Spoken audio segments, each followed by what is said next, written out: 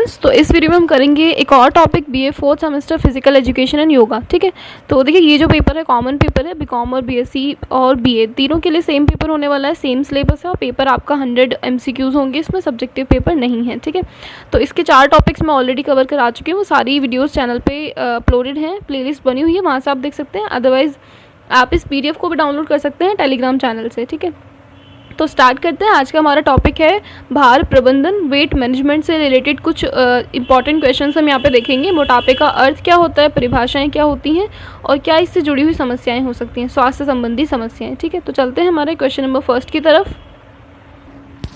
तो यहाँ पे हमारा क्वेश्चन नंबर फर्स्ट है, मोटापे का अर्थ क्या होता है। तो ये शारीरिक भार से संबंधित समस्या होती है या फिर मोटापा कुपोषण की एक अवस्था होती है। थर्ड ऑप्शन है यहाँ पे इसका जो मुख्य कारण है वो व्यक्ति द्वारा आवश्यकता से अधिक भोजन ग्रहण करना होता है। ऑप्शन नंबर 4 है ये सभी तथ्य। तो देखिए पहले कथन में जैसा कि बताया गया है कि शारीरिक भार एक समस्या है, शरीर से जुड़ी हुई एक समस्या है। दूसरा कुपोषण की एक अवस्था है और इसका जो मुख्य कारण होता है वो आवश्यकता से अधिक भोजन ग्रहण करना, मतलब आप उतना कार्य नहीं कर रहे हैं। मतलब देखिए जितना आप भोजन ग्रहण करते हैं उसके अनुरूप ही आपको कार्य करने के लिए एनर्जी मिलती है, बट आप कुछ भी इतना सक्षम कार्य नहीं कर रहे हैं, उससे ज़्यादा आप भोजन ग्रहण करते हैं, तो कहीं ना कहीं वो एक मोटापे का कारण है। तो यहाँ पर हमारे तीनों ही ऑप्शन राइट हैं, तो आंसर होगा ये सभी। नेक्स्ट यहाँ पे क्वेश्चन है, व्यक्ति द्वारा आवश्यकता से अधिक आहार ग्रहण करने का परिणाम क्या होता है। तो देखिए क्या परिणाम होता है वो वैसे तो हमने फर्स्ट में पढ़ाई है, बट यहाँ ऑप्शंस के अकॉर्डिंग देखते हैं। शरीर में आवश्यकता से अधिक एनर्जी उत्पन्न होने लगती है, ऊर्जा की कुछ मात्रा ग्लाइकोजन के रूप में शरीर में संग्रहित हो जाती है। ग्लाइकोजन क्या होता है, ये देखिए फैट ग्लोब्यूल्स होते हैं और वसा के रूप में त्वचा के नीचे जमने शुरू हो जाते हैं और धीरे धीरे आपको वो हिस्सा या फिर आपको उस हिस्से पे फैट बढ़ता हुआ नजर आएगा। व्यक्ति स्थूलकाय हो जाता है, उसका शरीर का भार काफ़ी ज़्यादा बढ़ जाता है। तो सारी चीज़ें होती हैं, तो राइट ऑप्शन होगा डी। नेक्स्ट यहाँ पे क्वेश्चन है, मोटापे तथा अधिक शारीरिक भार की समस्या सबसे ज़्यादा किस में पाई जाती है। तो देखिए विकसित और आर्थिक रूप से जो देश संपन्न है उनमें ये समस्या पाई जाती है। अब भारत में तो ये समस्या आपको इतनी ज़्यादा देखने को नहीं मिलेगी, क्योंकि ज़्यादातर यहाँ पे मिडिल क्लास और मतलब अगर आप अपनी लोअर क्लास को देखें तो बहुत ही ज़्यादा मेहनत भरा काम उनका होता है, इतने ज़्यादा धनी या संपन्न वर्ग हमारे देश में नहीं है। नेक्स्ट है यहाँ पे मोटापे का कारण क्या होता है। तो देखिए पहला कारण तो है आवश्यकता से अधिक भोजन ग्रहण कर लेना, कार्यशीलता का अभाव होना, अत्यधिक कैलोरी ग्रहण करना। तो यहाँ पे दोनों ही ऑप्शन हमारे राइट होंगे। नेक्स्ट क्वेश्चन है यहाँ पे, शारीरिक भार में वृद्धि होती है तो मोटापा आ जाता है।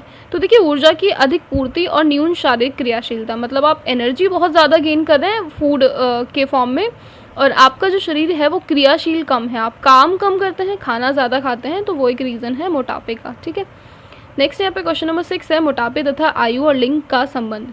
तो देखिए मोटापा किसी भी आयु या लिंग में हो सकता है, ज़रूरी नहीं है कि मोटापे के लिए एक पर्टिकुलर एज ग्रुप होना ज़रूरी है या कोई पर्टिकुलर सेक्स मीन्स फीमेल है तो ही होगा, मेल है तो ही होगा। तो ये समस्या तो जनरल सी है, किसी में भी हो सकती है। मोटापे की जो समस्या है वो 30 से 50 वर्ष की आयु अवधि में अधिक हो जाती है। ठीक है, मोटापे की समस्या मध्य आयु वर्ग की महिलाओं में पुरुषों की अपेक्षा अधिक पाई जाती है। तो सारे ही कथन यहाँ पे सत्य हैं। नेक्स्ट क्वेश्चन है, किस आर्थिक वर्ग में मोटापे की समस्या अधिक होती है। तो उच्च और मध्यम वर्ग में। ठीक है, क्योंकि लोअर क्लास में हम देखें तो जैसे लेबर कम्युनिटीज़ हैं उसमें तो इतना ज़्यादा मेहनत भरा काम वो करते हैं, उसके कंपैरिजन में खाना भी काफ़ी कम ही खाते हैं, तो उनमें मोटापे की समस्या इतनी अधिक नहीं होती है। अब डिपेंड करता है आपकी जॉब किस टाइप की है। ठीक है, तो उच्च और मध्यम वर्ग में ये समस्या अधिक होती है, काफ़ी लग्जीरियस लाइफ वो जीते हैं, उनकी जॉब भी काफ़ी मतलब इतनी ज़्यादा हार्ड वर्किंग नहीं होती है। नेक्स्ट क्वेश्चन की तरफ चलें, भोजन ग्रहण करने की कौन सी आदत मोटापे की प्रवृत्ति को जन्म देती है। तो देखिए दिन भर में आप थोड़े थोड़े टाइम में कुछ ना कुछ खाते रहते हैं कंटिन्यूसली, तो इससे भी मोटापे की प्रवृत्ति जन्म लेती है। ठीक है, महिलाओं में किस प्रकार की औषधियों के कारण मोटापे में वृद्धि होती है। तो देखिए जो कॉन्ट्रासेप्टिव पिल्स आती हैं, गर्भ निरोधक जो गोलियाँ या औषधियाँ होती हैं, इनके कारण भी मोटापे की समस्या बढ़ती है। ठीक है, यदि किसी व्यक्ति के सामाजिक संपर्क और संबंधों का दायरा विस्तृत हो जाए तो मोटापे पर क्या प्रभाव पड़ता है। तो देखिए ऐसे में क्या है कि व्यक्ति को अधिक बार आहार ग्रहण करने के अवसर प्राप्त होते हैं और सामाजिक संपर्क में आने से क्या है वो खुश रहता है, अच्छे वातावरण में रहता है, तो इससे भूख भी उत्तेजित होती है और अधिक मात्रा में वो भोजन ग्रहण करने लगता है। तो दोनों ही ऑप्शन हमारे सही हैं। नेक्स्ट है क्वेश्चन नंबर 11, शारीरिक असमर्थता संबंधी रोगी की दशा में मोटापे की प्रवृत्ति पर क्या प्रभाव पड़ता है। तो देखिए शारीरिक गतिशीलता कम होने की वजह से मोटापा बढ़ता है, सिंपल सी चीज़ है।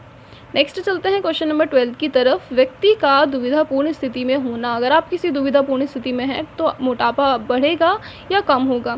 तो देखिए वैसे तो डिपेंड करता है ये person to person, but options के अकॉर्डिंग यहाँ पे आपका राइट आंसर है दुविधापूर्ण स्थिति में व्यक्ति अधिक आहार ग्रहण करने लगता है, जिसके कारण मोटापा बढ़ जाता है। ठीक है, अब चलते हैं क्वेश्चन नंबर 13 की तरफ। मोटापे के प्रकार पूछे हैं, तो देखिए एक तो साधारण मोटापा, एक आपका ग्रंथि संबंधी मोटापा भी होता है, तो यहाँ पे राइट ऑप्शन होगा सी।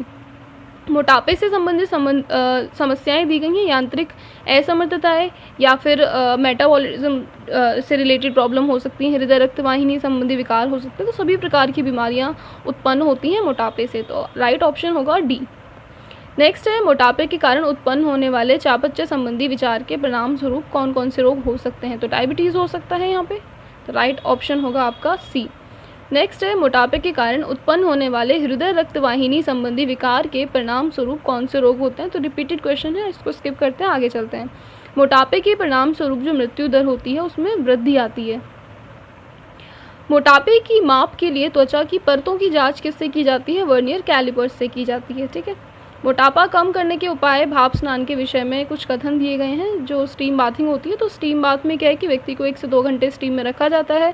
अत्यधिक पसीना निकल जाने से भी वजन कम होता है। बाद में निर्जलीकरण से बचने के लिए अधिक मात्रा में जल या भोज्य पदार्थ या किसी प्रकार का पेय पदार्थ ग्रहण करने से उसका वजन पुनः बढ़ जाता है। तो देखिए सारी ही चीज़ें यहाँ पे सही हैं।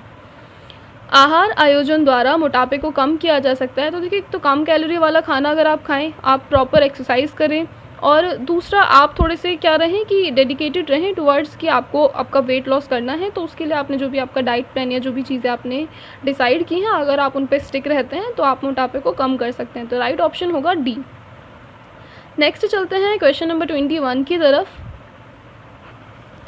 मोटापे को कम करने के उपरांत वज़न को स्थिर रखने के लिए क्या चीज़ ज़रूरी है। तो 2 मुख्य आहारों के बीच में आपको कुछ नहीं खाना है, और जो मेवा, मिठाई, पुडिंग ऐसी चीज़ें हैं इनसे आपको परहेज़ करना है। तली भुनी चीज़ें या ज़्यादा ऑयली खाना आपको नहीं खाना है। तो ये सारे उपाय आप करते हैं तो आप अपने वज़न को मतलब स्थिर रख पाते हैं। ठीक है, मोटापे में संतुलित आहार में पोषक तत्वों की मात्रा कितनी होनी चाहिए। तो देखिए प्रोटीन 50 to 55 ग्राम होना चाहिए। कार्बोहाइड्रेट और वसा की बात करें तो सामान्य मात्रा से कम ही होना चाहिए। विटामिन और खनिज सामान्य मात्रा का समावेशन होना चाहिए। तो सारे ऑप्शन यहाँ पे सही हैं।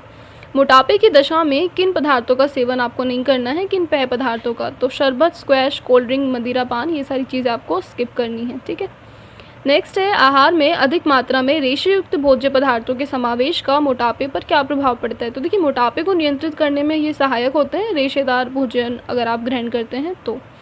मोटापे का कारण, देखिए मोटापे के कारण की बात करें तो कई बार ये हेरिडिटिकली भी होता है, या फिर आपकी जो डाइट है उस पे भी डिपेंड करता है आप किस प्रकार का भोजन ग्रहण करते हैं, किस प्रकार की आपकी आदतें हैं। भोजन संबंधी आदतें हो गई, वंशानुक्रम हो गया, या फिर आप शारीरिक परिश्रम कम करते हैं, उससे भी मोटापे को होने की प्रवृत्तियाँ बढ़ती हैं। ठीक है, अब क्या मोटापे का कारण नहीं है। तो देखिए आयु, लिंग, आर्थिक स्तर, अधिक भोजन करना, ये सारी चीज़ें डिपेंड करती हैं। मोटापा पूरी तरीके से इनसे प्रभावित होता है, बट धर्म का यहाँ पे कोई भी रोल नहीं है। तो यहाँ पे जो आपका राइट आंसर होगा वो होगा ऑप्शन नंबर बी। मोटे व्यक्ति को आहार में क्या चीज़ नहीं लेनी चाहिए। तो उसको वसा नहीं लेनी चाहिए, वसा युक्त भोजन नहीं करना चाहिए। कम भार वाले व्यक्ति को क्या ज़्यादा लेना चाहिए। तो उसको कैलोरीज वाला भोजन ज़्यादा ग्रहण करना चाहिए। ठीक है, और बात करें मध्य आयु में लोगों में क्या बढ़ने लगता है। तो मोटापा बढ़ने लगता है। शरीर को किस स्थिति में शरीर का भार 10% बढ़ जाता है। तो अधिक भार। ठीक है, शरीर की किस स्थिति में शरीर का जो भार है वो आवश्यकता से 20% बढ़ जाता है। तो मोटापे के समय में। अगला क्वेश्चन है यहाँ पे, शरीर का वजन घटाने के लिए कौन सी दवाओं की मतलब आवश्यकता होती है, फिर कौन सी दवाएं उपयुक्त रहती हैं। तो पैरासीटामोल, सिप्लॉक्स, डिस्प्रिन, काफ़ी सारे एग्जांपल यहाँ पे दिए गए हैं, बट जो मेडिसिन यहाँ पे दी गई है आप वो डॉक्टर से कंसल्ट करने के बाद ही ले सकते हैं। तो ऑर्लिस्टेट वो मेडिसिन है जो कि वज़न घटाने के लिए उपयुक्त होती है। अब मोटापे का इलाज आपसे पूछा गया है, तो देखिए इलाज तो वैसे हमारे पास और भी काफ़ी सारी चीज़ें हैं, बट अगर ऑप्शंस के अकॉर्डिंग देखें तो बैरियोटिक सर्जरी है, डिस्प्रिन है, ऑर्लिस्टेट है, या फिर ये सभी। तो अगर दवाई पूछी जाए तो ऑर्लिस्टेट है, और एक कारगर इलाज पूछा जाएगा तो सर्जरी। कम भार की स्थिति कब उत्पन्न होती है। तो या तो आप उपवास रखते हैं, या फिर आप भोजन पदार्थों का गलत चुनाव करते हैं, या फिर आप गंभीर रोगों से ग्रस्त हैं। तो राइट ऑप्शन होगा यहाँ पे डी। मोटे व्यक्तियों को अपना शारीरिक भार कम करने के लिए कितनी कैलोरी वाला भोजन ग्रहण करना चाहिए। तो 1000। ठीक है, मोटे व्यक्तियों को आहार में भोज्य पदार्थ अधिक लेने चाहिए। तो किस प्रकार के भोज्य पदार्थ आपको अधिक लेने चाहिए? अगर आपका वेट बहुत ज़्यादा है तो फल, सब्जियां और रेशेदार पदार्थ आपको ज़्यादा ग्रहण करने की आवश्यकता है। तो राइट आंसर होगा यहाँ पे ऑप्शन नंबर डी। मोटे व्यक्तियों को क्या चीज़ें नहीं खानी चाहिए, क्या चीज़ें उनको अवॉइड करनी चाहिए? तो केक, पेस्ट्री, मक्खन, क्रीम, मिठाई, आइसक्रीम, कोल्ड ड्रिंक, शरबत, इस तरीके की चीज़ें उनको अपने डाइट में नहीं इंक्लूड करनी है। तो राइट ऑप्शन होगा यहाँ पे डी। कम शरीर वाले व्यक्तियों को ज़्यादा मात्रा में क्या चीज़ें खानी चाहिए? तो अगर वेट कम है तो जो चीज़ें अभी हमने ऊपर देखी हैं क्वेश्चन नंबर 37 में कि जो एक मोटे व्यक्ति को स्किप करनी चाहिए, वो सभी चीज़ें एक कम भार वाले व्यक्ति को ग्रहण करनी चाहिए, जैसे कि रोटी है, चावल है, मक्खन, घी, केक, पेस्ट्री। तो राइट यहाँ पे ऑप्शन होगा डी। अब कम शारीरिक भार वाले व्यक्ति को क्या चीज़ नहीं करनी चाहिए? तो एक तो उसको अनियमित भोजन नहीं करना चाहिए, प्रॉपर 3 या जितने भी टाइम आप खाते हैं तो प्रॉपर आपकी डाइट होनी चाहिए। उसके अलावा उसको बहुत ज़्यादा शारीरिक क्रियाशीलता या क्रियाकलाप नहीं करने हैं, भोजन पदार्थों का गलत चुनाव नहीं करना है। तो राइट ऑप्शन होगा यहाँ पे डी। कम भार में अज्ञानता की भूमिका की बात करें तो तो हो सकता है कि आहार विज्ञान के ज्ञान की कमी हो, या फिर वातावरण आपके आसपास का अस्वस्थ हो, या फिर आप अधिक कार्य करते हैं और नींद कम लेते हैं, तो ये भी कारण हो सकता है आपके वेट लॉस का। तो राइट ऑप्शन होगा डी। कम भार वाले व्यक्ति को कितनी कैलोरीज़ में मतलब कितनी कैलोरीज़ होनी चाहिए उसके फूड में? कम से कम तो 500 कैलोरी। किस आयु में लोगों में मोटापा बढ़ जाता है? तो मध्य आयु में, ठीक है, एडोलेसेंस पीरियड के बाद। उसके बाद यहाँ पे लास्ट क्वेश्चन है, मोटी स्त्री की आहार योजना बनाते समय क्या चीज़ें ध्यान रखनी चाहिए? तो कैलोरी जो हो वो बैलेंस्ड फॉर्म में हो, दूसरा यहाँ पे वसा की मात्रा भी कम हो, भोजन कम होना चाहिए। तो ये सारी चीज़ें, राइट आंसर होगा आपका ऑप्शन नंबर डी। अगला हमारा टॉपिक है लाइफस्टाइल, जीवन शैली। तो इसको हम डिस्कस करेंगे नेक्स्ट वीडियो में। ये PDF आपको मिल जाएगी टेलीग्राम चैनल पे।